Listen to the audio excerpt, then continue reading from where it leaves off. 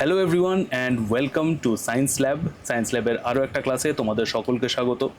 আজকে এই ভিডিওতে আমরা দেখব ক্লাস 7-এর পরিবেশ ও বিজ্ঞান বইয়ের চুম্বক অধ্যায়টার সম্পর্কে। এই চ্যাপ্টারটা খুব একটা বড় নয়, ছোটোই চ্যাপ্টার, তাই এই চ্যাপ্টারটার এই একটা ভিডিওতেই আমরা পুরোটা দেখব, অর্থাৎ ক্লাসের ডিটেলস এবং তার সাথে যে যে ইম্পর্টেন্ট কোয়েশ্চেন্স অ্যান্ড আনসার্স রয়েছে সেই সমস্ত কিছু। সো আর দেরি না করে লেটস রোল দি ইন্ট্রো।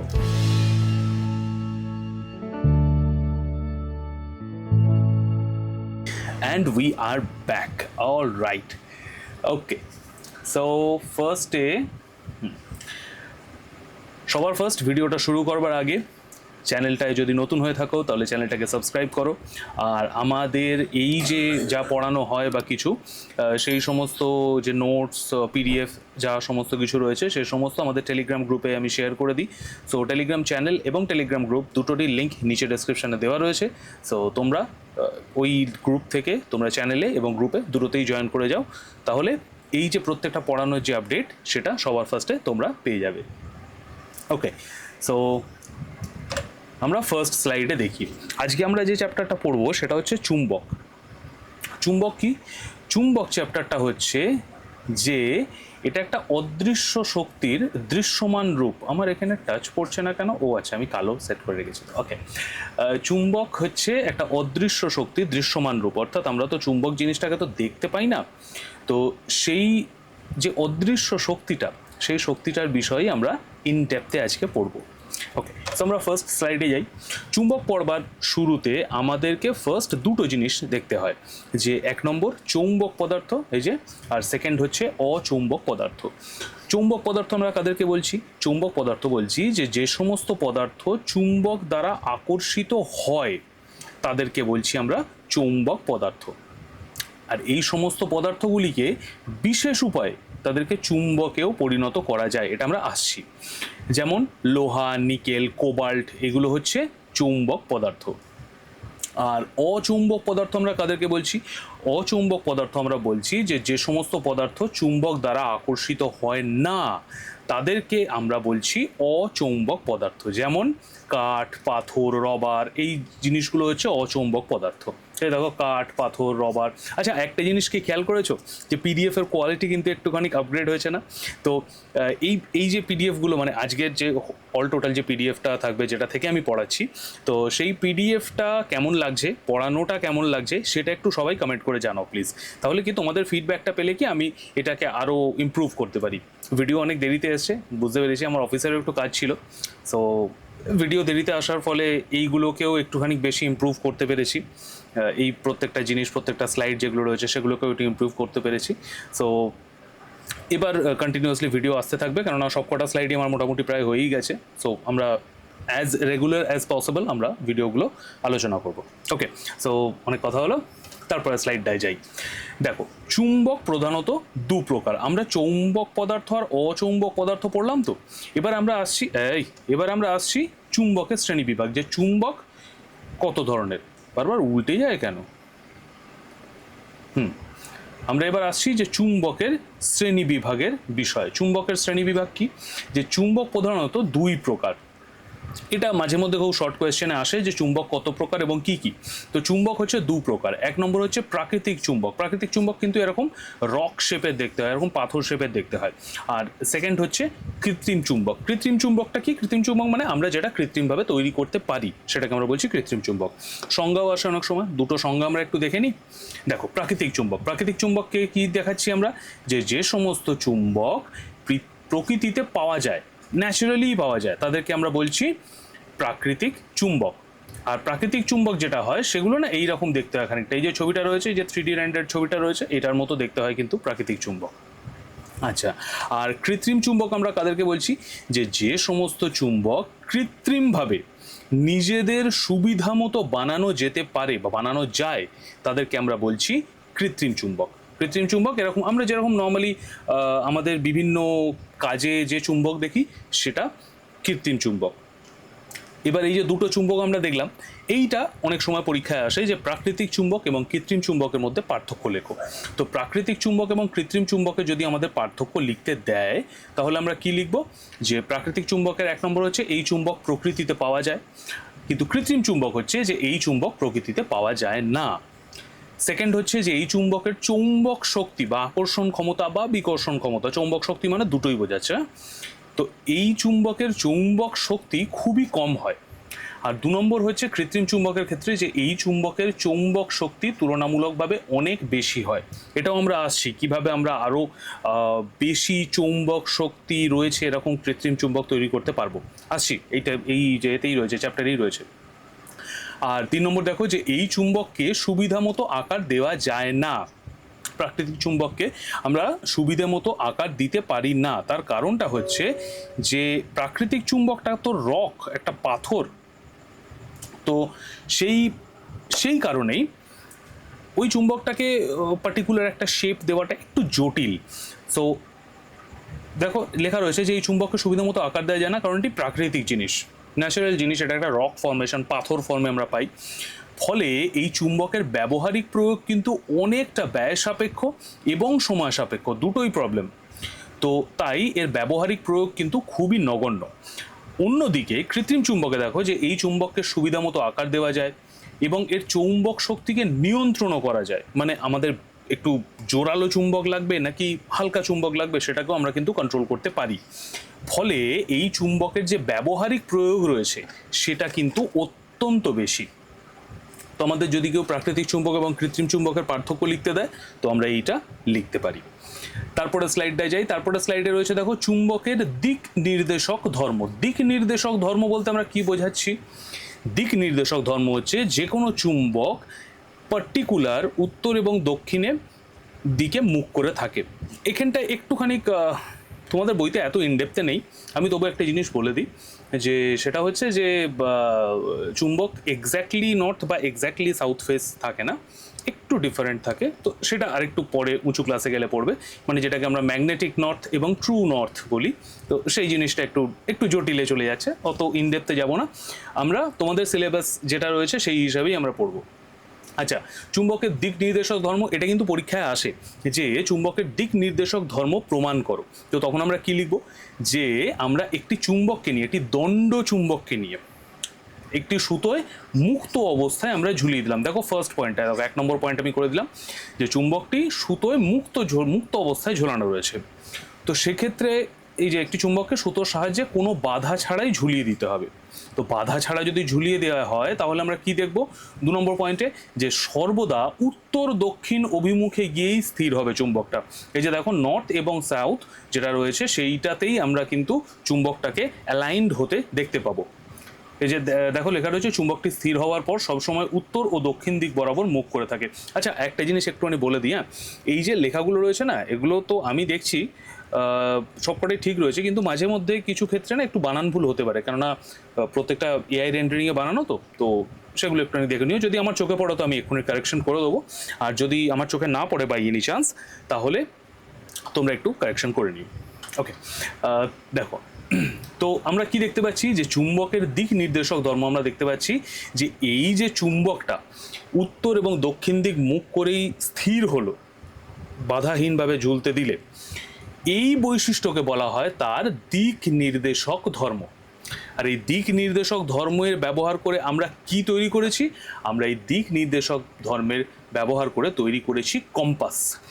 এ দেখো চুম্বকের এই ধর্ম ব্যবহার করেই দিক নির্ণয় যন্ত্র বা কম্পাস তৈরি হয়, যেটা প্রাচীনকালে নাবিকরা সমুদ্রযাত্রার ক্ষেত্রে বা এখনও পর্যন্ত বিভিন্ন যে মাউন্টেনিয়ারিং এক্সপেডিশনসগুলো যেগুলো হয়, বিভিন্ন আর্মি ট্রেনিং যেগুলোতে হয়, সেগুলোতে এখনও পর্যন্ত কিন্তু এই চুম্বক এর মাধ্যমে তৈরি কম্পাস কিন্তু ব্যবহার করা হয়। আমাদের কাছে অবশ্যই অনেক অপশনস আছে, আরও জিপিএস রয়েছে, আরও অনেক কিছু অপশনস রয়েছে, কিন্তু এই ব্যাকআপ অপশনটাকেও শেখানো হয়, মানে ইন কেস যেখানে আর্মিদের যে সমস্ত ট্রেনিংগুলো রয়েছে সেগুলোতে ইন কেস যদি জিপিএসের ব্যাটারিটা শেষ হয়ে গেলো তখন কী করবে, তো তখন এই জিনিসগুলো জানানো হয় যাতে অ্যাজ এ ব্যাকআপ অপশন এটা থাকতে পারে। কেননা চুম্বক তো এর তো দিক নির্দেশক ধর্ম রয়েছেই, তো এর জন্য তো আর ব্যাটারি লাগে না, এ তো এমনিই চলে। আচ্ছা, তারপর আমরা স্লাইডটা দেখি। দেখো এই যে চুম্বকের দিক নির্দেশক ধর্ম থেকে কম্পাস তৈরি, এইটার একটু আমরা ডিটেলসে পড়ি যে চুম্বকের দিক নির্দেশক ধর্ম দেখো যে কোনো চুম্বককে যদি আমরা একটি সুতোর মাধ্যমে মুক্ত অবস্থায় ছেড়ে দিই তাহলে চুম্বকটি সবসময় উত্তর দক্ষিণ মুখ করে থাকে, আমরা আগের স্লাইডেই পড়লাম। আচ্ছা, আমরা কম্পাসের মধ্যে যে ধরনের চুম্বক দেখতে পাই, এই যে দেখো এই যে চুম্বকটা রয়েছে না, এই যে একটা মানে দুদিকে ছুঁচলো শেপের যে চুম্বকটা রয়েছে, এই যে আমি তীর করে দিলাম এখানে, এই যে চুম্বকটা রয়েছে, এই কম্পাসের মধ্যে যে ধরনের চুম্বক দেখতে পাই বা বিভিন্ন বৈজ্ঞানিক পরীক্ষা নিরীক্ষা করবার জন্য যে ধরনের ছোট এবং ছুঁচলো মুখ চুম্বক আমরা ব্যবহার করি তাকে আমরা বলছি চুম্বক শলাকা। এটা পরীক্ষায় আসতে পারে যে চুম্বক শলাকা কি। তো যদি এই প্রশ্নটা আসে যে চুম্বক শলাকা কি, তাহলে আমরা লিখবো হচ্ছে ঠিক এইখান থেকে এত দূর অবধি যে কম্পাসের মধ্যে যে ধরনের চুম্বক দেখতে পাই বা বৈজ্ঞানিক পরীক্ষা নিরীক্ষা করার জন্য যে ধরনের ছোট এবং ছুঁচলো মুখওয়ালা চুম্বক লাগে তাকে আমরা বলছি চুম্বক শলাকা। চুম্বক শলাকা কি আমরা একটু ডিটেলসে পড়ি। যেই চুম্বক শলাকা হলো আসলে ছোট্ট হালকা চুম্বকিত একটা ইস্পাতের পাত। এটার দুই প্রান্ত ছুঁচলো হয় এবং এটি একটিকে লম্বভাবে অবস্থিত দণ্ডের ওপর মুক্ত অবস্থায় রাখা হয়। এই যে চুম্বকটা এটা রয়েছে না, দেখো এইখানে একটা বেস রয়েছে, কিন্তু কারণ আমি একটু পয়েন্টারটা নিই, দেখা যাচ্ছে পয়েন্টারটা, এক মিনিট, এবার ঠিক আছে, এবার দেখা যাচ্ছে তো এইখানটা দেখো, এইখানটায় বেসটা রয়েছে, এই বেসের ওপর কিন্তু মানে একটা যদি বেস এরকম যদি বেস হয় তো তার উপর এই যে আমার ফোনটাকে দিয়েই দেখাই, তো তার উপর চুম্বক শলাকাটাকে কিন্তু জাস্ট এরকমভাবে ব্যালেন্স করে রাখা হয়, ঠিক এইভাবে ব্যালেন্স করে রাখা হয়, মানে এইভাবে ব্যালেন্স করে রাখা হয় চুম্বক শলাকাটাকে, যাতে ও ফ্রিলি এদিক ওদিক ঘুরতে পারে। এইটা হচ্ছে কম্পাসের বেসিক যে ধর্মটা সেটা। আচ্ছা, আমি এবার একটু পেনটা আবার নিয়ে নিই। ওকে, আচ্ছা, তো লম্বভাবে অবস্থিত দণ্ডের ওপর মুক্ত অবস্থা রাখা হয় পড়লাম। এই চুম্বক শলাকা একটি কাঁচের বাক্স বা দিক নির্ধারণ করার মাপ অঙ্কিত এনক্লোজারের মধ্যে রাখা হয়। দিক নির্ধারণ করার মাপ মানে সেখানে বিভিন্ন ডিগ্রি লেখা রয়েছে, মানে এত ডিগ্রি নর্থ, এত ডিগ্রি সাউথ, এই সমস্ত কিছু লেখা রয়েছে। তো সেই রকম অঙ্কিত যে এনক্লোজার বা সেই বক্সের মধ্যে সেই চুম্বক শলাকাটাকে রাখা হচ্ছে। তো সেই চুম্বক শলাকাটা যতটা অ্যাঙ্গেলে ঘুরে নর্থ সেট করলো, তো সেই নর্থটাকে আমরা দেখতে পারি যে আচ্ছা এটা এত ডিগ্রি নর্থে রয়েছে, বা এটা নর্থ, তো আমাদেরকে এত ডিগ্রি, ধরো 25 ডিগ্রি ডান দিকে যেতে হবে, এরকম আমরা ক্যালকুলেট করতে পারি। আচ্ছা, আমরা তারপরেরটায় যাই। এইবারে আমরা তো চুম্বক শলাকা দেখলাম, এবার আমরা ফিরে আসি আবার দণ্ডচুম্বকে। দণ্ডচুম্বক পড়বার সময় আমরা যদি কোনো দণ্ডচুম্বক নিয়ে পরীক্ষা করি তাহলে আমরা দেখতে পাবো যে যদি আমরা কিছুটা লোহার গুঁড়ো যদি আনি, এরকম আমরা লেখাই রয়েছে এদিকে, যে আমরা যদি কিছুটা লোহাচুর নিয়ে একটি দণ্ডচুম্বকের সামনাসামনি আনি, তবে দেখব যে লোহাচুরগুলো শুধুমাত্র চুম্বকের দুটি পাশেই আকর্ষিত হয়ে সেই দিকেই আটকে যাচ্ছে, মধ্যিখানের অংশে কোনো রকম লোহাচুর আটকে যাচ্ছে না। এই যে ছবিটা যেটা দেখছো এক্স্যাক্টলি এইরকম হবে, যে লোহাচুরগুলো এরকম দুটো সাইডেই আকর্ষিত হয়ে যাবে, মধ্যিখানের অঞ্চলে কিন্তু কোনো রকম লোহাচুর আটকাবে না। এই যে দুটো সাইডে যেখানে চুম্বকের আকর্ষণ ক্ষমতা সবচেয়ে বেশি, এই দুটো সাইডকে বলা হয় চুম্বকের মেরু। দেখো, এই দণ্ডচুম্বকের যে দুটি প্রান্তে লোহাচুর আটকে যাচ্ছে, অর্থাৎ প্রান্তের দুটি অংশে চুম্বক আকর্ষণ ক্ষমতা সবচেয়ে বেশি, তাদেরকে আমরা কি বলছি? চুম্বকের মেরু। আর এই যে মাঝখানে যে জায়গাটায় চুম্বকের আকর্ষণ ক্ষমতা প্রায় নেই বললে চলে, একে আমরা বলছি কি? উদাসীন অঞ্চল। যে দেখো, মাঝখানের যে অংশে কোনো লোহাচুর আটকে যাচ্ছে না, অর্থাৎ মধ্যিখানের যে অংশের আকর্ষণ ক্ষমতা নেই, তাকে আমরা বলছি চুম্বকের উদাসীন অঞ্চল। সো আমরা এখানে কি পেলাম? দুটো পয়েন্ট পেলাম, একটা হচ্ছে চুম্বকের মেরু এবং সেকেন্ড হচ্ছে চুম্বকের উদাসীন অঞ্চল। চুম্বকের আরও পার্ট রয়েছে, সেগুলো আমরা পড়বো এবারে।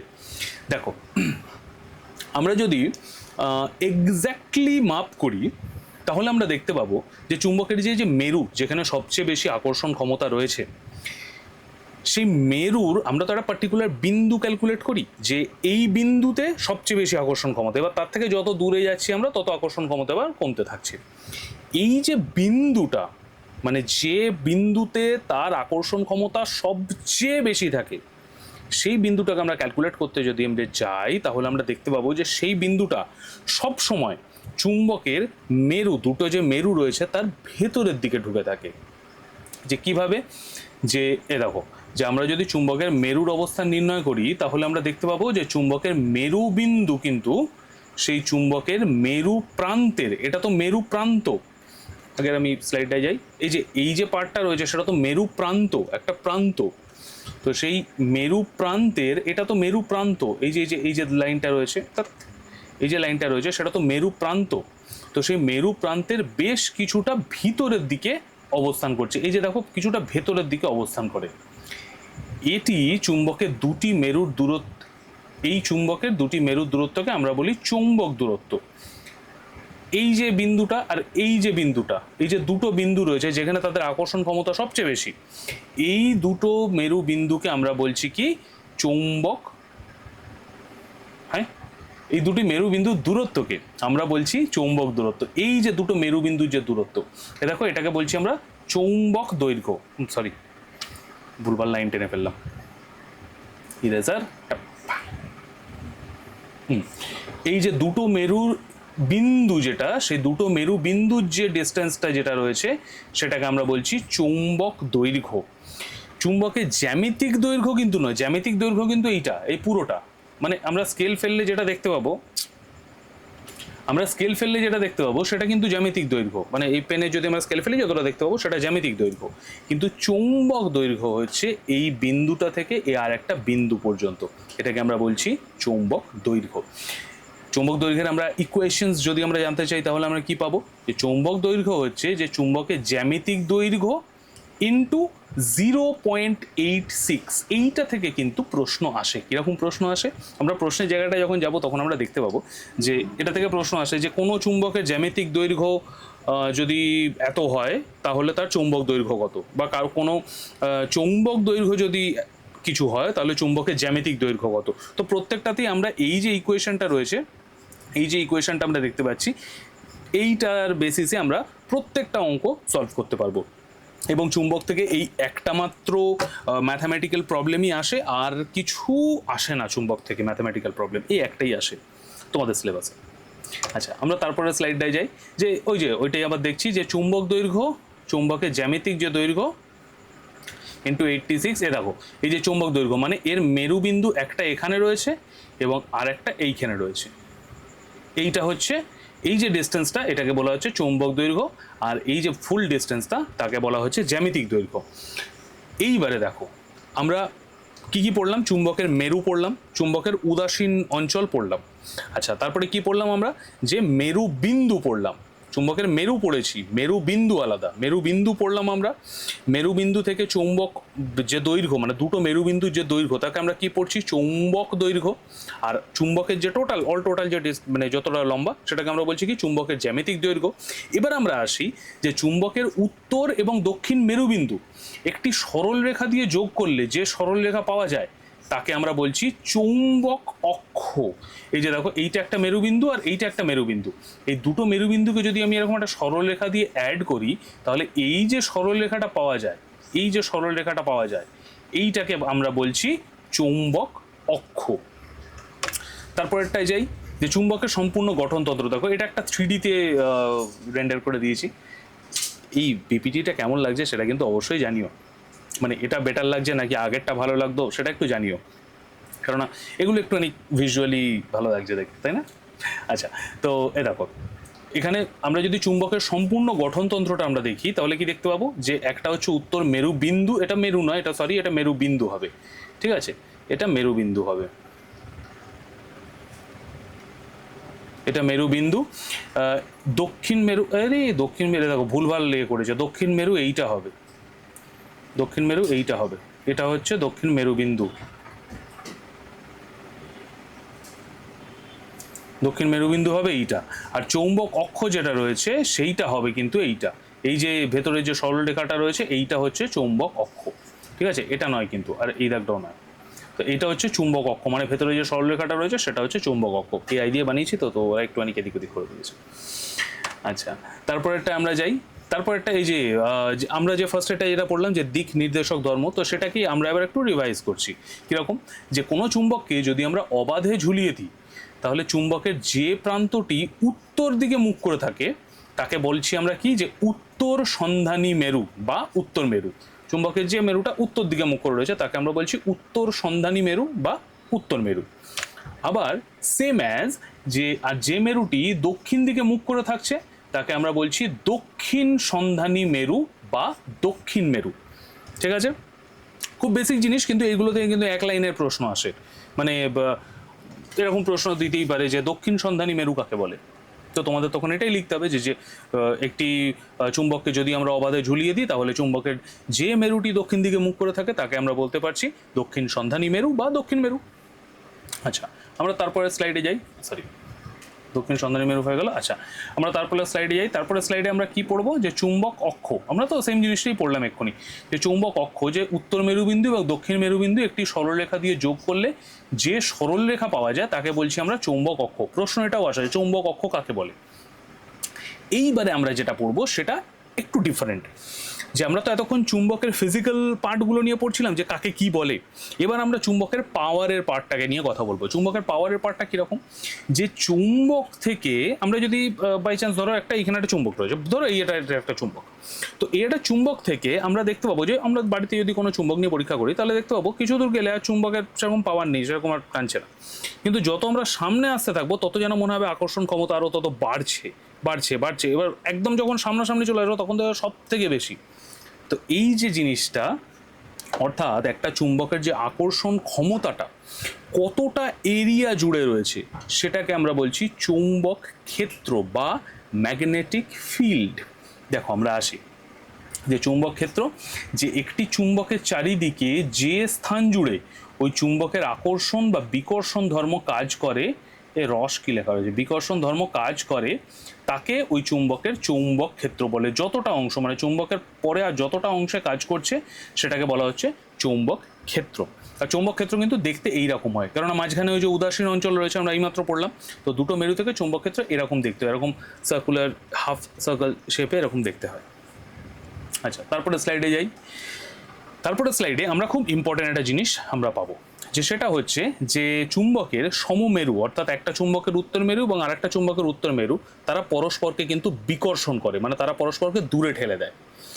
আর বিষম মেরু, অর্থাৎ একটার উত্তর মেরু এবং একটা দক্ষিণ মেরু, তারা পরস্পরকে কিন্তু আকর্ষণ করে। এই দেখো, সমমেরু পরস্পরকে বিকর্ষণ করে এবং বিষম মেরু পরস্পরকে কিন্তু আকর্ষণ করে। এইখানে একটা প্রশ্ন আসে যে বলো, আকর্ষণের চেয়ে বিকর্ষণই চুম্বকের প্রমাণ করো।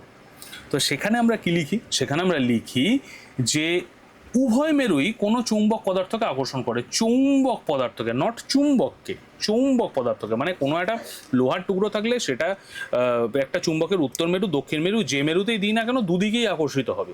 তো আমি তো সেটা বুঝতে পারছি না যে ওই যে লোহার টুকরোটা সেটা চুম্বক কি চুম্বক নয়, সেটা তো দুটো দিকেই মানে আকর্ষিত হচ্ছে। কিন্তু যদি আমি পার্টিকুলারলি লোহার টুকরোটাকে বুঝতে চাই যে এইটা চুম্বক কিনা, তাহলে আকর্ষণের থেকে একে যদি আমি সমমেরু, এর যদি উত্তর মেরুটা আমি দেখতে পাই যে কোথাও কোনো একটা দিকে উত্তর মেরু রয়েছে, তাহলে আমি এর উত্তর মেরুটার কাছে আনলে যখনই এ বিকর্ষিত হতে শুরু করবে তখনই আমি বুঝতে পারবো যে আচ্ছা আমাদের যে স্যাম্পেলটা যেটা রয়েছে, যেটা আমাদের দেওয়া হয়েছে সেটাও একটা চুম্বক। দেখো যে উভয় মেরুই কিন্তু কোনো চৌম্বক পদার্থকে আকর্ষণ করে। কোনো চৌম্বক পদার্থকে কিন্তু একটি চুম্বক উভয় মেরুতেই আকর্ষণ করবে, উভয় মেরুতে আকর্ষণ করছে কোনো চৌম্বক পদার্থকে। অর্থাৎ কোনো পদার্থ চুম্বক নাকি চৌম্বক পদার্থ সেটা জানবার জন্য বিকর্ষণ বলের প্রমাণ হচ্ছে সবচেয়ে বেশি নির্ভরযোগ্য, কারণ বিকর্ষণের ফলেই বোঝা যায় যে ওই পদার্থটা চুম্বক নাকি চৌম্বক পদার্থ। যদি চুম্বক হয় তাহলে বিকর্ষণ করবে, আর যদি চৌম্বক পদার্থ মানে লোহা টোয়া এরকম লোহা নিকেল কোবাল্ট এগুলি যদি হয় তাহলে সে আকর্ষিত হয়ে যাবে। তাহলে আমরা বুঝতে পারবো যে দুটো মেরুতে যদি আকর্ষিত হচ্ছে তাহলে ওটা চৌম্বক পদার্থ, আর যদি কোনো একটা মেরুতে যদি বিকর্ষণ হচ্ছে তাহলে আমরা বুঝতে পারবো যে হ্যাঁ চুম্বকত্বের প্রমাণ হচ্ছে বিকর্ষণ। অর্থাৎ আমাদের যে স্যাম্পেলটা এটা দেওয়া রয়েছে, স্যাম্পেল যে এলিমেন্টটা দেওয়া রয়েছে সেটা যদি বিকর্ষণ করে কোনো চুম্বককে, তাহলে আমরা একদম এক্স্যাক্টলি শিওর হতে পারবো যে হ্যাঁ এটা চুম্বক। তো সেই জন্য আকর্ষণের চেয়ে বিকর্ষণই কিন্তু চুম্বকের সবচেয়ে বেশি নির্ভরযোগ্য প্রমাণ। এটা পরীক্ষায় আসে, ইম্পর্টেন্ট কোয়েশ্চেন। আচ্ছা, আমরা তারপরে স্লাইডে যাই। তারপরে স্লাইডে কি রয়েছে, যে চৌম্বক আবেশ বা ম্যাগনেটিক ইন্ডাকশন।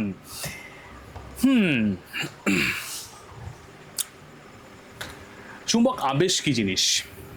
চুম্বক আবেশ পড়বার আগে আমরা একটুখানি আবেশ ব্যাপারটা সম্বন্ধে জানি।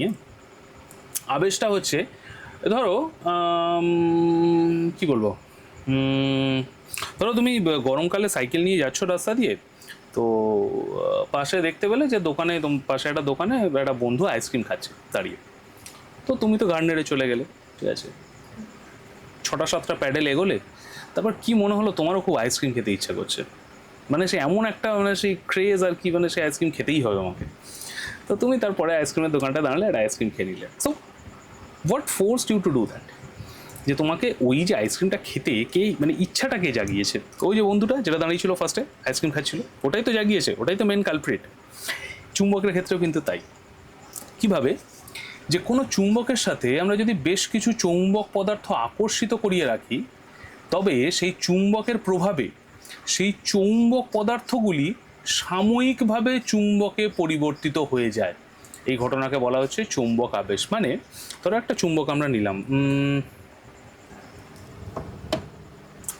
সাপোজ এটা একটা চুম্বক, এটা পেপার ওয়েট। যদি এই চুম্বকের ক্ষেত্রে আমরা যদি ফার্স্টে একটা কোনো পদার্থ এরকম জাস্ট টাচ করিয়ে রাখি, তাহলে কিছুক্ষণ মানে টাচ করিয়ে রাখার পরে দেখতে পাবো এই যে সেকেন্ড পদার্থটা, অর্থাৎ এই যে পেনটা, এইটাও কিন্তু চুম্বকে পরিণত হয়ে গেছে সাময়িকভাবে। দেখবে তোমাদের বাড়িতে যদি চুম্বক থাকে, তাহলে 2-3টে ওই জেমস ক্লিপ রয়েছে না, মেটালের জেমস ক্লিপ, সেই মেটালের জেমস ক্লিপ নিয়ে একবার ট্রাই করবে। যে ওই যে জেমস ক্লিপগুলো, ওগুলো কিন্তু চুম্বকে কিছুক্ষণের জন্য পরিবর্তিত হয়ে যেতে পারছে। এই যে ঘটনাটা, এটাকে বলা হচ্ছে চৌম্বক আবেশ। অর্থাৎ ওর জন্য এর একটুখানি চুম্বক আকর্ষণ ক্ষমতা চলে এলো হঠাৎ করে সাময়িকভাবে, এই জিনিসটাকে বলা হচ্ছে চৌম্বক আবেশ। এই দেখো যে স্টেপ 1, এই যে কাছাকাছি নিয়ে এলাম, এই যে আবেশ ঘটলো, এবং আবেশ ঘটবার পরে সে আকর্ষণ করলো। আচ্ছা, এইবারে এখানটা একটা ইনডেপথ তোমাদের একটা জিনিস বলি, এইটা কিন্তু একটু অ্যাবাভ সিলেবাস, বাট এটা বোঝানোর জন্য খুব দরকার। যে কোনো চৌম্বক পদার্থ, অর্থাৎ নর্মাল লোহা, নিকেল, কোবাল্ট এই ধরনের, এইটা পরীক্ষায় প্রমাণিত যে এদের ভেতরে কিন্তু পার্টিকুলারলি ওই চুম্বকের মানে আণবিক চুম্বকের অস্তিত্ব রয়েছে। কিন্তু যদি তাদের ভেতর আণবিক চুম্বকই থাকে, তাহলে তো যে কোনো লোহাই তো চুম্বক হয়ে যেত। সেটা কি হয়? না, হয় না। তাহলে কি হচ্ছে, এই যে আণবিক যে লোহাগুলো মানে আণবিক যে চুম্বকগুলো ভেতরে রয়েছে, সেগুলো একটা বদ্ধ শৃঙ্খলে রয়েছে। মানে সবাই সবার সাথে একদম পুরো প্রপারলি অ্যালাইন্ড হয়ে রয়েছে, এবং সবাই সবাইকে আকর্ষণ বিকর্ষণ অল টোটাল করছে, তো করে একদম নিট রেজাল্ট 0 হয়ে যাচ্ছে। তো সেই জন্য সেই লোহার টুকরোটা চুম্বক হচ্ছে না। যখনই আরেকটা চুম্বক ওর কাছাকাছি আমরা নিয়ে আসছি, তখন সেই ওই যে বদ্ধ শৃঙ্খলটা রয়েছে না, সেটা ভেঙে গিয়ে তারা অ্যালাইন্ড হয়ে যায় প্রপারলি। এবার অ্যালাইন্ড হয়ে গিয়ে কি করে, যে একটা লোহার টুকরো থেকে যদি ওই চুম্বকের আণবিক চুম্বকগুলো অ্যালাইন্ড হয়ে যায়, তাহলে তো তাদের মধ্যে উত্তর মেরু দক্ষিণ মেরু থাকবে। তো যখনই ও আকর্ষণ করছে, তখন চুম্বকের যে মেরুটা, ধরো চুম্বকের উত্তর মেরু দিয়ে আমি লোহাটাকে আকর্ষণ করাচ্ছি, তো চুম্বকের এই যে উত্তর মেরুটা, এই লোহার ভেতরে যে যে আণবিক চুম্বকগুলো রয়েছে, সেগুলো সব দক্ষিণ মেরুগুলো এইদিকে মুখ করিয়ে দেবে, কারণ বিষম মেরু পরস্পরকে আকর্ষণ করছে, রাইট? এই যে দক্ষিণ মেরুগুলোকে এইদিকে মুখ করিয়ে দেয়, তখনই তারা আকর্ষিত হতে পারে। It's not magic, it's physics. তো এই যে মেরুগুলোকে তারা প্রপারলি আকর্ষিত করিয়ে দিচ্ছে, এই যে ঘটনাটা, এটাকে আমরা কিন্তু বলছি চৌম্বক আবেশ। অর্থাৎ তার আকর্ষণের আগেই কিন্তু সে কিন্তু ওই অ্যালাইন করিয়ে দিচ্ছে, অর্থাৎ আকর্ষণের পূর্বে কিন্তু তার আবেশ হচ্ছে, তারপরে সে আকর্ষণ করছে। যেহেতু বিষম মেরু পরস্পরকে আকর্ষণ করে, সেই জন্য সে আবেশ করতে পারছে। ফার্স্টে আবেশ করছে, তারপরে সে আকর্ষণ করছে। তো এইটা পরীক্ষায় প্রশ্ন আসে যে প্রমাণ করো যে মানে আকর্ষণের পূর্বে আবেশ হয়, ব্যাখ্যা করো। তো তখন এটাই করতে হবে যে চুম্বক যখন কোনো চৌম্বক পদার্থকে আকর্ষণ করে, তার আগে ওই চৌম্বক পদার্থকে আবেশিত করে চুম্বকে পরিণত করে। তাই বলা যায় যে আকর্ষণের পূর্বে আবেশ হয়। আমরা তারপরে স্লাইডে যাই, যে চুম্বকে একটি মেরুর অস্তিত্ব সম্ভব নয়। এটা পরীক্ষায় এসেছে 1-2 বার, নট ভেরি ইম্পর্টেন্ট, বাট আমি বলবো স্কিপ করো না, যে কোনো সময় আসতেই পারে। যে দেখো, আমরা একটি যদি দণ্ডচুম্বক নিয়ে, যার উত্তর মেরু দক্ষিণ মেরু প্রপারলি নির্দেশিত আসে, সেটাকে মাঝখান থেকে 2 টুকরো করি, তাহলে আমরা দেখতে পাবো যে ওই দুটো টুকরোর 2টি প্রান্তে 2টি আলাদা আলাদা মেরু সৃষ্টি হয়েছে। এই যে দেখো, এই যে ফার্স্ট যে ছবিটা রয়েছে, এই যে নর্থ এবং সাউথ রয়েছে, তাকে যদি আমরা মাঝখান থেকে এভাবে ভাঙলাম, 2 নম্বরে দেখো ভেঙে দিয়েছি। ভাঙবার পরে দেখা যাবে এদিকে তো নর্থ রয়েছে, এইখানে একটা সাউথ ক্রিয়েট হয়ে গেছে, আবার এদিকে তো সাউথ রয়েছে, এখানে একটা নর্থ ক্রিয়েট হয়ে গেছে। মানে এই যে পার্টিকুলার একটা পার্ট বা এই যে পার্টিকুলার একটা পার্ট, এদের মধ্যে 2টো মেরু ক্রিয়েট হয়ে যাবে। অর্থাৎ আমরা কখনোই কোনো চুম্বককেই ভাঙতে ভাঙতে ভাঙতে ভাঙতে শুধু এরকম এই যে শুধু নর্থ রয়েছে এবং শুধু সাউথ রয়েছে, এগুলোতে কখনোই আমরা আনতে পারবো না। প্রত্যেকটা মানে সে যত ছোটই হোক না কেন তার মধ্যে দুটো মেরুর অস্তিত্ব কিন্তু সবসময় থাকবে। যে দেখো যে আমরা কোনো চুম্বককে যতই ছোট টুকরো করি না কেন সেই চুম্বককে তার দুটি স্বতন্ত্র মেরুর উপস্থিতি আমরা দেখতে পাবো। তাই আমরা এটা বলতে পারি যে চুম্বকের একটি মেরুর উপস্থিতি সম্ভব নয়। তারপরে স্লাইডে যাই। আচ্ছা, আমরা এতক্ষণ চুম্বকের বিভিন্ন ধর্মগুলো পড়লাম, তো একটা গ্লান্স আমরা দেখে নিই যে কি কি আমরা পড়লাম। ফার্স্টে রয়েছে চুম্বকের আকর্ষণ ধর্ম, যে উভয় মেরুই চুম্বক পদার্থকে টানছে। Very good. আচ্ছা, সেকেন্ড হচ্ছে কি পারস্পরিক ক্রিয়া, অর্থাৎ সমমেরুতে বিকর্ষণ এবং বিপরীত মেরুতে আকর্ষণ। ওকে। থার্ড পয়েন্ট কি হচ্ছে অবিচ্ছেদ্য মেরু, অর্থাৎ একক মেরুর অস্তিত্ব নেই। এইমাত্র বললাম আমরা একটা মেরুর অস্তিত্ব থাকতে পারে না, চুম্বকে যে কোনো একটা মেরু থাকতে পারে না, তার দুটো মেরুই থাকবে সবসময়। আচ্ছা, তারপর আমরা কি পড়লাম দিক নির্দেশক ধর্ম, অর্থাৎ সবসময় উত্তর দক্ষিণ মুখ করে রয়েছে। আর তারপর আমরা কি পড়লাম আবেশী ধর্ম, অর্থাৎ আগে আবেশ হবে তারপরে আকর্ষণ হবে। অর্থাৎ আমরা চুম্বকের 5টা ধর্ম পড়লাম। এটা পরীক্ষায় আসে যে চুম্বকের ধর্মগুলি লেখো, চুম্বকের 3টি ধর্ম লেখো, তো চুম্বকের 2টি ধর্ম লেখো, চুম্বকের 4টি ধর্ম লেখো। তো তখন কিন্তু এইগুলো তোমরা লিখতে পারো। তারপরে স্লাইডে যাই, আমরা কি রয়েছে যে পৃথিবী নিজেই কি একটি চুম্বক। ইয়েস, পৃথিবী নিজেও কিন্তু একটা বিশাল বড় চুম্বক। যে দেখো আমাদের পৃথিবী একটি বিশাল আকৃতি চুম্বক এবং তারও উত্তর এবং দক্ষিণ মেরু হয়ে গেছে, উত্তর ও দক্ষিণ মেরু রয়েছে। এই চুম্বক শক্তির প্রভাবে অবাধে থাকা দণ্ডচুম্বক উত্তর দক্ষিণ মুখ করে থাকে। আর এই আকর্ষণ বলটি আসে পৃথিবীর থেকেই। ওই যে দণ্ডচুম্বকটা ফার্স্টে আমরা পড়লাম দিক নির্দেশক ধর্ম, তো দিক নির্দেশক ধর্মটা হঠাৎ করে সে কেন দেখাচ্ছে, মানে তার মধ্যে কি এমন জাদুকরী ক্ষমতা রয়েছে যে সে দিক দেখিয়ে দিচ্ছে? তার কারণটা হচ্ছে পৃথিবীও একটা বিরাট বড় চুম্বক। তো সেই চুম্বকের উত্তর মেরু দক্ষিণ মেরুর সাথে এই দণ্ডচুম্বকের উত্তর মেরু দক্ষিণ মেরু কিন্তু আকর্ষণ বিকর্ষণ করছে, ওরা সে ঘুরে গিয়ে সে উত্তর এবং দক্ষিণ দিক মুখ করে কিন্তু স্থির হয়ে যাচ্ছে। এবার পৃথিবী যে একটা বিরাট বড় চুম্বক সেটাকে আমরা প্রমাণ করব কি করে? যে একটি লোহার দণ্ডকে যদি আমি পৃথিবীর উত্তর দক্ষিণ দিক বরাবর বহুদিন ধরে রেখে দিই, যে দেখো এরকম যদি লোহার দণ্ডকে তাকে উত্তর দক্ষিণ দিক করে আমরা রেখে দিই, তবে আমরা দেখতে পাবো যে লোহার দণ্ডটির মধ্যে, এটা লোহার হয়ে গেছে, লোহার দণ্ডটির মধ্যে সামান্য পরিমাণ চুম্বক শক্তি কিন্তু সৃষ্টি হয়েছে। আসলে চুম্বকের যে মেরুটিকে আমরা উত্তর সন্ধানী মেরু বলি, উত্তর দিকে মানে সেটি পৃথিবীর উত্তর দিকে সন্ধান করছে। আবার চুম্বকের যে মেরুটিকে আমরা দক্ষিণ সন্ধানী মেরু বলি সেটি দক্ষিণ দিকের সন্ধান করে। তো একেই আমরা সংক্ষেপে উত্তর মেরু এবং দক্ষিণ মেরু বলছি। তারপরে স্লাইডে যাই, আমরা এবার পড়বো হচ্ছে তড়িৎ চুম্বক বা ইলেকট্রোম্যাগনেট। ইলেকট্রোম্যাগনেট তড়িৎ চুম্বক, তড়িতের ফলে যে চুম্বক সৃষ্টি হচ্ছে তাকে আমরা বলছি ইলেকট্রোম্যাগনেট বা তড়িৎ চুম্বক। কীরকম ভাবে? যে কোনো একটি চৌম্বক পদার্থের ওপর দিয়ে আমরা যদি একটি তড়িৎ পরিবাহী তার স্প্রিংয়ের মতো জড়িয়ে, এই যে দেখো এই যে তড়িৎ পরিবাহী তারটা স্প্রিংয়ের মতো এরকম জড়ানো রয়েছে, সেই তারের মধ্যে দিয়ে আমরা তড়িৎ পরিবাহিত করি, এই যে এই স্প্রিংয়ের মতো জড়ানো তারের মধ্যে দিয়ে যদি আমরা তড়িৎ পরিবাহিত করি, তবে সেই তড়িৎ প্রবাহের ফলে সেই চৌম্বক পদার্থের মধ্যে, অর্থাৎ এই যে মেন লোহাটার মধ্যে সাময়িকভাবে চৌম্বক ধর্ম সৃষ্টি হয়। এই ঘটনার ফলে সৃষ্টি হয় যে চুম্বক, তাকে বলা হচ্ছে তড়িৎ চুম্বক। অর্থাৎ এই যে লোহার যে দণ্ডটা, এটা ওই যে সাময়িকভাবে চুম্বকে পরিণত হলো, এই চুম্বকটাকে আমরা বলছি তড়িৎ চুম্বক। তড়িতের ফলে যে চুম্বকটা সৃষ্টি হলো, যেটাকে আমরা বলছি ইলেকট্রোম্যাগনেট, অর্থাৎ ইলেকট্রিকের ফলে যে ম্যাগনেটটা সৃষ্টি হয়েছে। আচ্ছা, এইখানে একটা জিনিস, যে তড়িৎ প্রবাহ বন্ধ করে দেওয়ার সাথে সাথেই কিন্তু এই চুম্বক শক্তিও আর থাকে না। এটা কিন্তু খুব ফ্যাসিনেটিং জিনিস, মানে যতক্ষণ আমরা ইলেকট্রিসিটি তার মধ্যে দিয়ে প্রবাহিত করছি ততক্ষণ পর্যন্ত কিন্তু এই চুম্বক শক্তি রয়েছে। অ্যাজ সুন অ্যাজ আমরা সেই ইলেকট্রিসিটি বন্ধ করে দিলাম, আমরা কাট অফ করে দিলাম পাওয়ারটাকে, সাথে সাথে ওর চুম্বক ক্ষমতাও কমে যাবে। তো এই জিনিসটা হচ্ছে ইলেকট্রোম্যাগনেট বা তড়িৎ চুম্বক, অর্থাৎ ভেতরে যে ওর মধ্যে যে চুম্বক ক্ষমতার সৃষ্টি হলো, যার জন্য ও একটা চুম্বক হিসাবে কাজ করতে শুরু করলো, সেটাকে বলা হচ্ছে তড়িৎ চুম্বক। আমরা তারপরে স্লাইডে যাই, যে আমাদের দৈনন্দিন জীবনে আমরা বিভিন্ন জায়গায় কিন্তু চুম্বক দেখতে পাই, বিভিন্ন জায়গায়। কিভাবে? যে ফার্স্ট রয়েছে যে এটিএম কার্ডের পেছন দিকে চুম্বকিত স্ট্রিপ বা ম্যাগনেটিক স্ট্রিপ থাকে, যার সাহায্যে মেশিন তথ্য পড়ে। এই যে কার্ডের পেছনে যে দেখবে একটা কালো রঙের স্ট্রিপ থাকে, এটার সাহায্যে মেশিন ওই যে এটিএম কার্ডের যে ডিটেলসগুলো রয়েছে সেগুলো পড়তে পারে। হার্ড ডিস্কের চাকতির ওপর, এই যে হার্ড ডিস্কের ভেতরে না এরকম সিডি ডিস্কের মতো এরকম চাকতি থাকে, তো তার মধ্যে এই চুম্বকিত পদার্থের কোটিং থাকে হার্ড ডিস্কের মধ্যে, মানে কম্পিউটারের হার্ড ডিস্কের মধ্যে। আর গৃহস্থলীয় বিনোদন দেখো, loudspeaker, electric calling bell এবং ফ্রিজের দরজায় চুম্বক কিন্তু ব্যবহার করা হয়। তারপরে স্লাইডে যাই আমরা। চিকিৎসা, নেভিগেশন এবং যান্ত্রিক প্রযুক্তিতে কোথায় কোথায় আমরা কিভাবে চুম্বক ব্যবহার করি।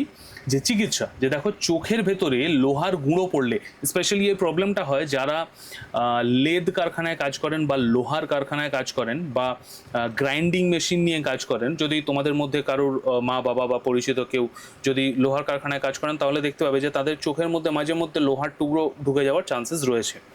সেফটি গ্লাস অবশ্যই রয়েছে, কিন্তু অনেক ক্ষেত্রে সেফটি গ্লাস পরতে ভুলে যান বা পরবার প্রয়োজন মনে করেন না, এই সমস্ত জিনিস রয়েছে। তো চোখের মধ্যে যখন লোহার গুঁড়ো পড়ে, তো সেগুলো বার করবার জন্য ডাক্তাররা এরকম সূক্ষ্ম একটা তড়িৎ চুম্বক ব্যবহার করে তা বের করেন। এই যে সূক্ষ্ম একটা খুব এরকম পেনের মতোই দেখতে হয়, ওটা এরকম তড়িৎ চুম্বক, মানে ওটার মধ্যে ব্যাটারি রয়েছে। ব্যাটারিটা এরকম সুইচ ক্লিক করলে ওইটা চুম্বকে পরিণত হয়ে যাচ্ছে, তড়িৎ চুম্বক। আমি পড়লাম আমরা এইমাত্র যে তড়িৎ প্রবাহ যতক্ষণ চলছে ততক্ষণ চুম্বক, তো মানে ছেড়ে দিলেই, তড়িৎ প্রবাহ বন্ধ করে দিলেই আর চুম্বক নয় ওটা। সো ওই চুম্বকটা যতক্ষণ চলছে সেটাকে দিয়ে সামনে নিয়ে আসছেন, ওই লোহার টুকরোটাকে বের করে নিয়ে যখন ট্রে বা কিছুতে রাখবো তো সুইচটা ছেড়ে দিচ্ছেন, তো তড়িৎ প্রবাহ বন্ধ হয়ে যাচ্ছে। এই চুম্বকটা মানে যে চুম্বকটা সামনে রয়েছে ছোট্ট চুম্বকটা, সেটা চুম্বক ক্ষমতা থাকছে না, তো লোহার টুকরোটা ট্রেতে এটা রয়েছে সেটা পড়ে যাচ্ছে। তো চোখের ভেতর যদি লোহার গুঁড়ো পড়ে তাহলে ডাক্তাররা তড়িৎ চুম্বক ব্যবহার করেন। এগুলো কিন্তু পরীক্ষায় আসে, আমি জাস্ট নর্মাল পড়েই যাচ্ছি, তোমরা শুনে যাচ্ছ এরকম কিছু করো না। এগুলো পরীক্ষায় আসে, চুম্বকের 3টি ব্যবহারিক প্রয়োগ বলো, তো এগুলো লিখতে হবে। যে এটিএম কার্ডের ভেতরে চুম্বক থাকে, এই যে আগের স্লাইডে এটা বললাম যে ইলেকট্রিক কলিং বেল, ফ্রিজের দরজা, লাউড স্পিকার মানে স্পিকার যেটা রয়েছে সেটাই চুম্বক ব্যবহৃত হয়। এগুলো প্রশ্ন আসে যে চুম্বকের 3টি ব্যবহার লেখো, তো এগুলো তখন লিখতে হয়।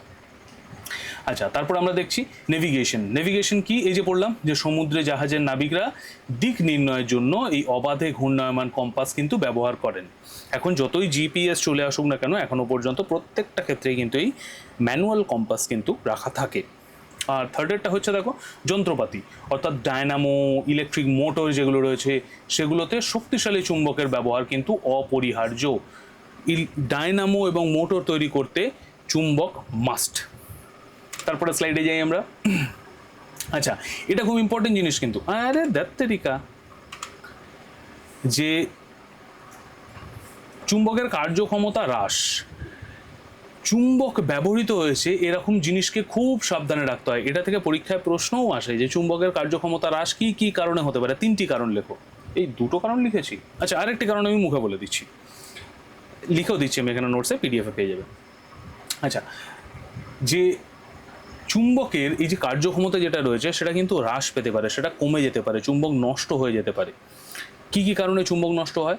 যে 1 নম্বর হচ্ছে যে চুম্বক ব্যবহৃত হয়েছে এরকম জিনিসকে, এই ফন্টটা একটুখানি হয়ে গেছে, একটু দেখে নিও এটা, যে চুম্বক ব্যবহৃত হয়েছে এরকম জিনিসকে কোনোভাবেই উত্তপ্ত করা যাবে না, কোনোভাবেই তাপ দেওয়া যাবে না, উত্তাপ থেকে সবসময় দূরে রাখতে হবে, কারণ তাতে থাকা চুম্বকের কার্যক্ষমতা হ্রাস পায়, এমনকি সেই চুম্বকত্ব বিনষ্ট হয়েও যেতে পারে। অর্থাৎ আমরা চুম্বকের মানে যদি আমরা কার্যক্ষমতা হ্রাস করতে চাই তাহলে তার ফার্স্ট পয়েন্টটা কি হচ্ছে, যে তাপের ফলে চুম্বকের চুম্বকত্ব নষ্ট হয়ে যায়।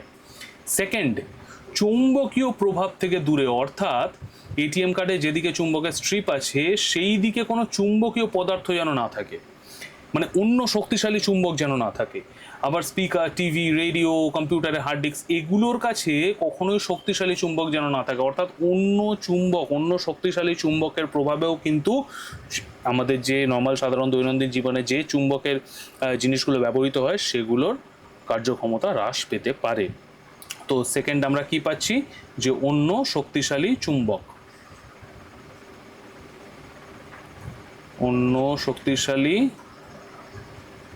চুম্বকের প্রেজেন্স, উপস্থিতি। আর 3 নম্বর পয়েন্ট, এটা লেখা নেই, আমি বলেছিলাম মানে আমি এতে দিয়েছিলাম বাট সেটা রেন্ডার হয়নি বা এই কারণে, সেটা হচ্ছে 3 নম্বর হচ্ছে আঘাত মানে কি, চুম্বককে কখনো আঘাত করা উচিত নয়, মানে সজোরে আঘাত করা উচিত নয়, সেক্ষেত্রে তাদের যে চুম্বক ক্ষমতা রয়েছে সেটা কিন্তু বিনষ্ট হতে পারে। তো এই 3টে পয়েন্ট রয়েছে, পরীক্ষায় আসে ওই প্রশ্নটা যে চুম্বকের কার্যক্ষমতা হ্রাস কীভাবে হতে পারে, 3টি কারণ লেখো। তো এইখানে 3টি কারণ তোমরা লিখতে পারো, যে 1 নম্বর হচ্ছে তাপ, সেকেন্ড হচ্ছে অন্য শক্তিশালী চুম্বকের উপস্থিতি, এবং থার্ড হচ্ছে আঘাত, অর্থাৎ চুম্বকের কোনো জিনিসকে আমরা সজোরে আঘাত করব না, তাতে তার চুম্বক শক্তিটা বিনষ্ট হয়ে যেতে পারে। ওকে, আমরা তারপরে স্লাইডে যাই। যে দি আলটিমেট ম্যাগনেটিক আর্থ, আমরা এইমাত্র পড়লাম যে পৃথিবী নিজেই একটা বিরাট বড় চুম্বক। তো সেটা আমরা কিভাবে দেখছি? কতক্ষণ হয়েছে? 40 মিনিট। হ্যাঁ চলবে, এখনো ক্লাস চলবে। এই দাঁড়া, এত এরকম অধৈর্য কিসের? 40 মিনিট ক্লাস হয়েছে মানে 40 মিনিট ক্লাস হয়েছে বলে এবার দৌড়ে পালিয়ে গেলি কেন? দাঁড়া, বেশিক্ষণ না, অল্প একটুখানি বাকি আছে।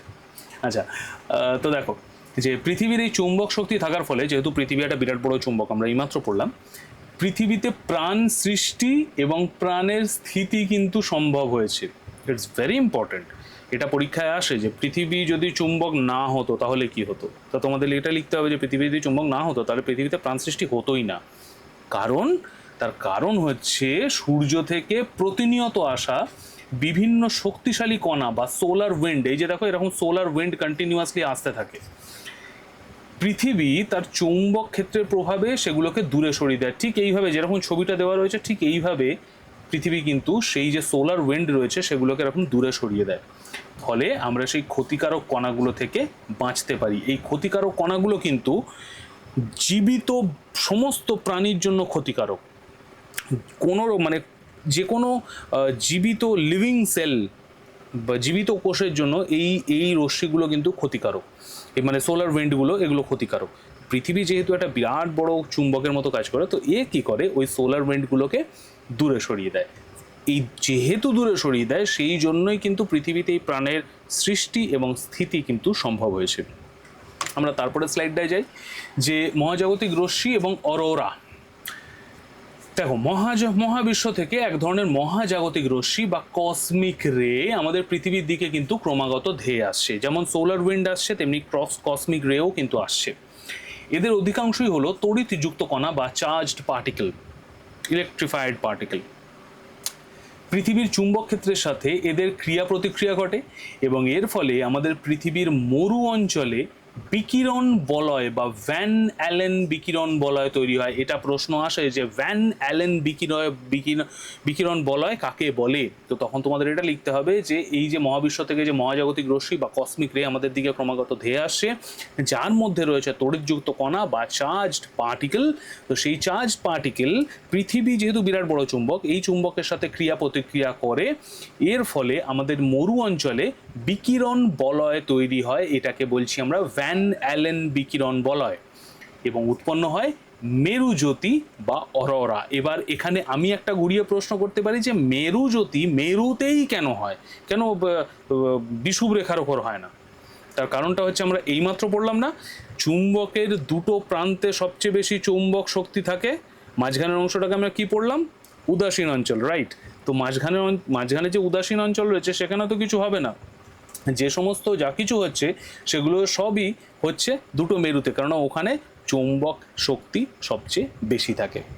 আচ্ছা, এখানে দুটো পয়েন্ট আমরা পড়ি, যে অরোরা বোরিয়ালিস যেটা উত্তর মেরুতে তৈরি হয়, উত্তর মেরুতে যে অরোরাটা তৈরি হয়, মেরুজ্যোতি তৈরি হয়, তাকে বলা হচ্ছে আমরা অরোরা বোরিয়ালিস।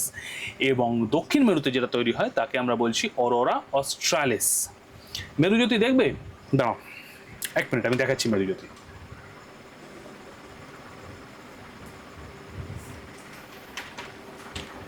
সার্চ করাই রয়েছে অরোরা বোরিয়ালিস। এই মেরুজ্যোতি অ্যাকচুয়ালি একটা ট্যুরিজম হয়, জানো তো, মানে যেখানে টুরিস্টরা তারা এই মেরুজ্যোতি দেখতেই যান। এই যে এইরকম হয় মেরুজ্যোতি, মানে আকাশের মধ্যে হঠাৎ মনে হবে যেন বিরাট কিছু একটা আলো খেলা করছে, এরকম হয় মেরুজ্যোতি।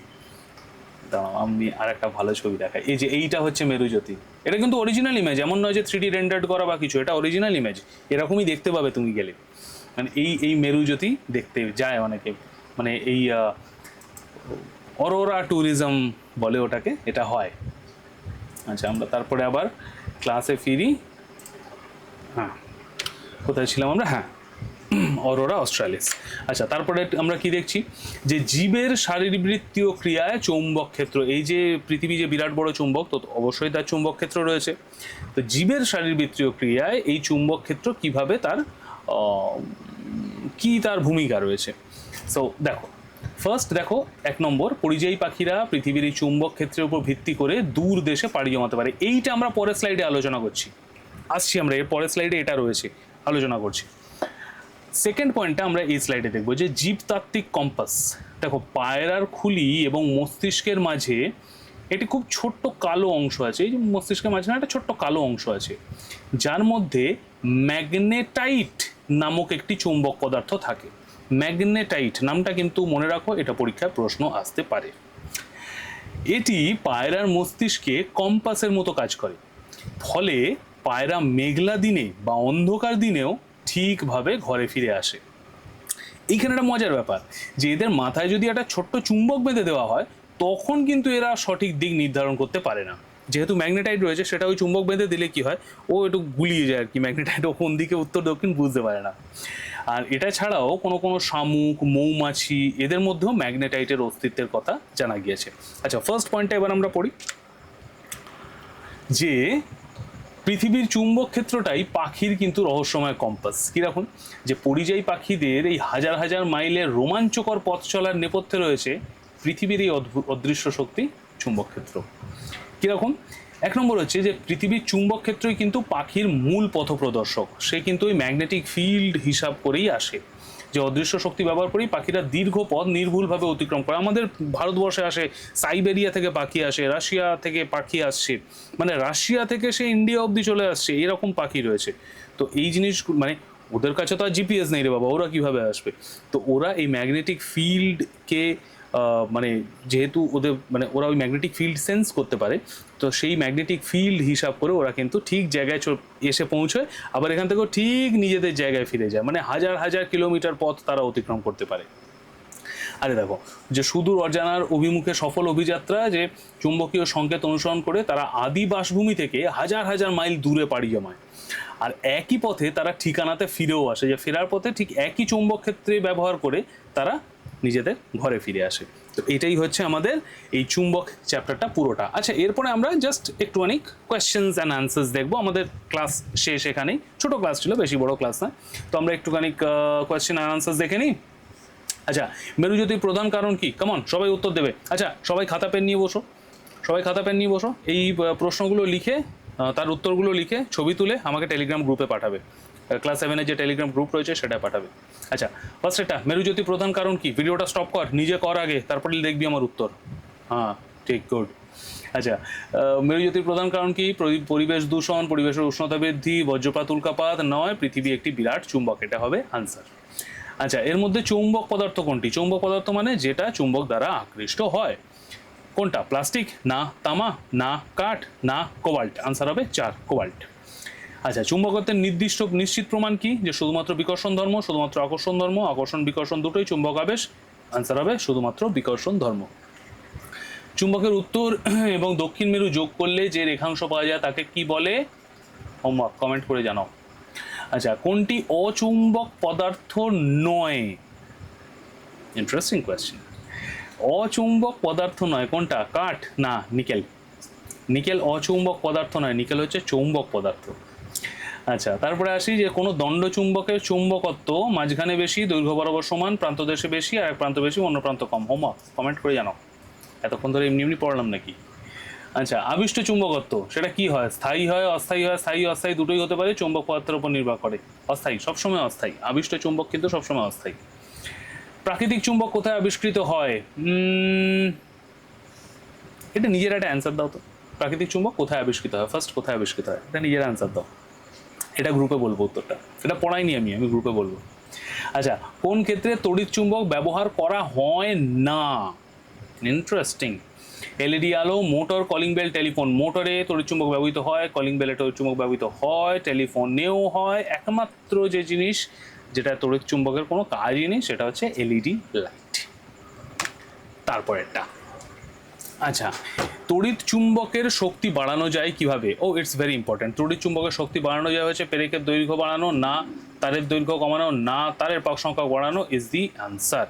আর সেলের সংখ্যা কমানো। আচ্ছা, আমি এইটা তোমাদের বলতে ভুলে গেছি, 1 মিনিট, এটা আমারই ফল্ট, আমি বলে দিই তোমাদের।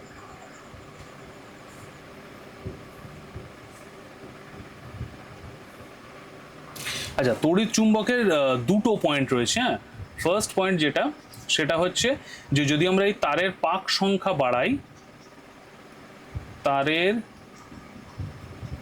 পাকের সংখ্যা, এটা হচ্ছে তড়িৎ চুম্বকের শক্তি নিয়ন্ত্রণ করে, তারের পাকের সংখ্যা আমরা যত বাড়াবো তড়িৎ চুম্বকের শক্তি তত বৃদ্ধি পাবে। আর সেকেন্ড হচ্ছে তড়িৎ প্রবাহের পরিমাণ, তড়িৎ প্রবাহের পরিমাণ। এই তড়িৎ প্রবাহের পরিমাণ আমরা যত বাড়াবো তত চৌম্বক ক্ষমতা বেশি হবে। সো দুটো শর্ত রয়েছে তড়িৎ চুম্বকের, যে যত বেশি পরিমাণ তারের পাক সংখ্যা হবে তত বেশি পরিমাণ তার চৌম্বক ক্ষমতা বেশি হবে। আর সেকেন্ড হচ্ছে যত বেশি তড়িৎ প্রবাহ আমরা করব তত বেশি চুম্বক শক্তি সে পাবে। ওকে, সো আমরা আবার স্লাইডে ফিরে যাই। আরে মহাযন্ত্রণা,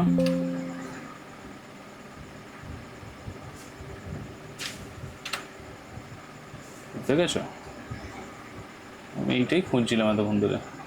ওকে, আমরা কোয়েশ্চেন স্লাইডে ফিরি। ওকে, দণ্ডচুম্বকের দুই মেরুর মধ্যবর্তী দূরত্বকে কি বলা হচ্ছে? হোমওয়ার্ক কমেন্ট করে জানাও এগুলো।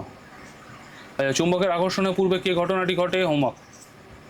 এটিএম কার্ডে কোন চুম্বক থাকে? এটাও হোমওয়ার্ক, কিচ্ছু করাবো না, এগুলো সব কমেন্ট করে, এগুলো খাতায় লিখে খাতাটা মানে পেজের ছবি তুলে টেলিগ্রাম গ্রুপে পাঠাবে। চুম্বক দৈর্ঘ্য তার জ্যামিতিক দৈর্ঘ্যের কত? 0.86 গুণ। পায়রা খুলিতে যে চুম্বকীয় বস্তু থাকে তার নাম কি? Dolomite, magnetite, magnesite, bauxite. Homework, এই মাত্র পড়িয়েছি আমি। আচ্ছা, চুম্বকের চুম্বকত্ব বিনষ্ট হতে পারে কিভাবে? বৃষ্টির প্রভাবে? না। আলোর প্রভাবে? না। তাপের প্রভাবে? ইয়েস। প্রদত্ত সবকটির প্রভাবে? না, কারণ বৃষ্টির প্রভাবে চুম্বকত্ব নষ্ট হয় না, আলোর প্রভাবে চুম্বকত্ব নষ্ট হয় না। আচ্ছা, আমরা তারপরে একটুখানি বড় কোয়েশ্চেন্সগুলো দেখি, কি কি কোয়েশ্চেন্স আসতে পারে। আচ্ছা, এইটা আমি দুটো তিনটে প্রিভিয়াস ইয়ার কোয়েশ্চেন্সে দেখেছি, জানো তো, এইটা প্র্যাকটিস করে যাবে। আচ্ছা, এর যে একটা ক্লিয়ার পিকচার রয়েছে সেটা আমি টেলিগ্রাম গ্রুপে দিয়ে দিচ্ছি, মানে যেখানে এই উত্তর মেরু, দক্ষিণ মেরু, উদাসীন অঞ্চল এবং চৌম্বক দৈর্ঘ্য এই সমস্ত কিছু চিহ্নিত করা রয়েছে। যে দণ্ডচুম্বকের চিত্র অঙ্কন করে এইগুলোকে চিহ্নিত করো। পরীক্ষার হলে যখন এই চিত্র অঙ্কন করতে আসবে না, তখন সেইগুলোকে চেষ্টা করবে সবসময় অ্যাটেন্ড করবার, এগুলো তো সবচেয়ে বেশি নাম্বার আসে। আচ্ছা, সেকেন্ড হচ্ছে চুম্বকের তিনটি ধর্ম লেখো, পড়িয়েছি। চুম্বকের চৌম্বকত্ব নষ্ট হয়ে যাওয়ার তিনটি কারণ লেখো, পড়িয়েছি। দুটো ধর্ম লেখা ছিল, একটা আমি বলে দিয়েছি। আচ্ছা, তড়িৎ চুম্বকের শক্তি কী কী উপায়ে বাড়ানো যেতে পারে? এই মাত্র বললাম। আচ্ছা, তড়িৎ চুম্বকের তিনটে ব্যবহার, পড়িয়েছি। কীভাবে বোঝা যায় চুম্বকের দিকদর্শী ধর্ম আছে? সুতোয় বেঁধে ঝুলিয়ে দিলে, মানে এটাকে প্রপারলি লিখতে হবে, আমি তো পড়িয়েছি এই মাত্র। যে পৃথিবী নিজেই চুম্বক, এই ধারণার সাপেক্ষে কী প্রমাণ আছে? আমরা পড়েছি। আকর্ষণের পূর্বে আবেশ ঘটে, প্রমাণ করো, এটাও আমরা পড়েছি। প্রাকৃতিক চুম্বক এবং তড়িৎ চুম্বকের পার্থক্য লেখো, এটা তড়িৎ চুম্বক বা কৃত্রিম চুম্বক যেটা খুশি একটা লিখলেই হবে। যেটা আমরা প্রাকৃতিক চুম্বক এবং তড়িৎ চুম্বকের প্রাকৃতিক চুম্বক এবং কৃত্রিম চুম্বকের পার্থক্য যেটা পড়ছিলাম এটাই সেম, মানে এখানে কৃত্রিমের জায়গায় তড়িৎ চুম্বক হয়ে যাচ্ছে। আর প্রাকৃতিক চুম্বক একটাই শুধু পয়েন্ট থাকবে, যে প্রাকৃতিক চুম্বক কন্টিনিউয়াসলি চুম্বকত্ব ক্ষমতা রয়েছে, তড়িৎ চুম্বকের কন্টিনিউয়াস চুম্বকত্ব ক্ষমতা নেই, তড়িৎ প্রবাহ বন্ধ হলে চুম্বকত্ব ক্ষমতাও চলে যায়। আচ্ছা, তারপরে আমরা কোয়েশ্চেন্সে ফিরি আবার। ওকে, একটি লোহার টুকরোকে একটি শক্তিশালী চুম্বকের সামনে আনলে তা সাময়িকভাবে কেন একটি চুম্বকের মতো আচরণ করে? চুম্বকের কোন ধর্মের জন্য হয়? পড়িয়েছি। চুম্বকের উদাসীন অঞ্চল বলতে কি বোঝায়? পড়িয়েছি। চুম্বকের জ্যামিতিক দৈর্ঘ্য 10 সেন্টিমিটার হলে তার চুম্বক দৈর্ঘ্য কত? এই 12 অঙ্কটা একটুখানি আমি দেখিয়ে দিই, কারণ এই প্রশ্নটা তোমাদের যে কোনো পরীক্ষায় যেরকম খুশি আসুক, মানে 10 সেন্টিমিটার যা খুশি আসুক না কেন তোমরা করে দিতে পারো। আচ্ছা, আমরা কি পড়লাম? যে চুম্বক দৈর্ঘ্য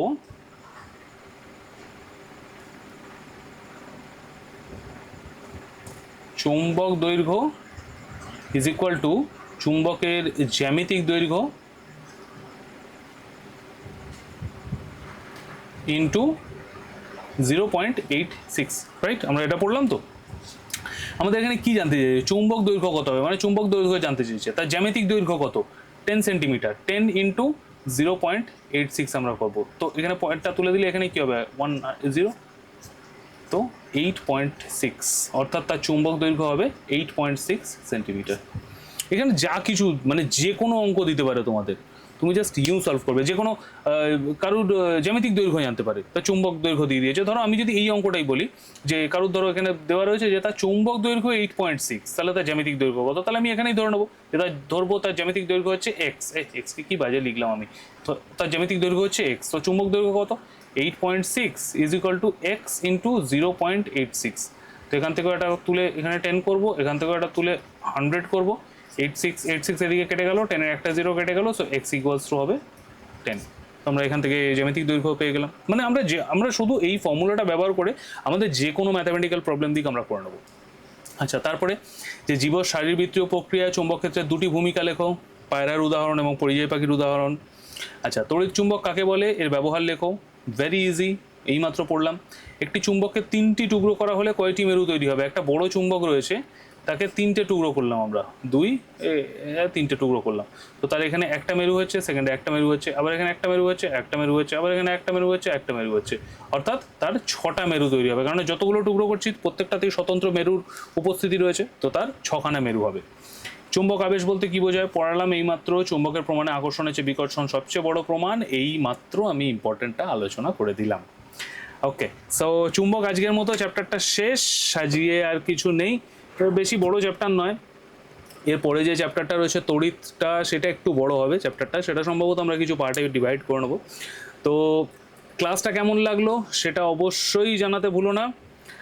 আর ভিডিওটা ভালো লাগলে এবং এই যে পড়ানো স্টাইলটা আমরা যে নতুন করে আমরা আগের যে প্রিভিয়াস প্রেজেন্টেশনগুলো ছিল সেগুলো থেকে আমরা একটুখানি আপগ্রেড করেছি নিজেদেরকে, তো এই সমস্ত করে এই যে পিপিটি বা পড়ানো স্টাইল যেটা রয়েছে সেটা কেমন লাগলো সেই ফিডব্যাকটা কিন্তু অবশ্যই দিও আমাকে কমেন্টে। তাহলে তোমাদের কমেন্ট পেলে কি আমিও একটু বুঝতে পারি যে হ্যাঁ আরও কোথায় কোথায় ইমপ্রুভমেন্টের দরকার রয়েছে, তো অবশ্যই এটা দিও। পড়ানো ভালো লাগলে চ্যানেলটাকে সাবস্ক্রাইব করো, যাতে তোমাদের আর কোনো রকম ভিডিও মিস না হয়। ক্লাস 7-এর ভিডিও যেরকম আসছে তেমনি ক্লাস 8-এরও ভিডিও আসবে, সেটাও রেডি হয়ে গেছে। আর আমার যে টেলিগ্রাম চ্যানেল রয়েছে সেটাকেও তোমরা জয়েন করে নাও। ভিডিওটা যদি তোমাদের ভালো লেগে থাকে ভিডিওটাকে একটা লাইক এবং চ্যানেলটাকে শেয়ার করতে ভুলবে না। আবার তোমাদের সাথে দেখা হবে সায়েন্স ল্যাবের আবার একটা নতুন ভিডিওতে, তাই ততক্ষণ পর্যন্ত গুড বাই।